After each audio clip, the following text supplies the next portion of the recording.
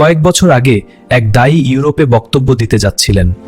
স্টেশনে অপেক্ষা করার সময় তিনি পাশে বসা এক বৃদ্ধাকে লক্ষ্য করলেন। বৃদ্ধার দাঁত পড়ে গেছে, অ্যাপেল খেতে তার খুব কষ্ট হচ্ছিল। মা, আপনি কিছু মনে না করলে আপেলটা কেটে দিই? তিনি ব্যাগ থেকে ছোট ছুরি বের করে আপেলটি পাতলা করে কেটে দিলেন। হঠাৎ বৃদ্ধা ওঝোর ধারায় কাঁদতে শুরু করলেন। মা, আপনি কাঁদছেন কেন?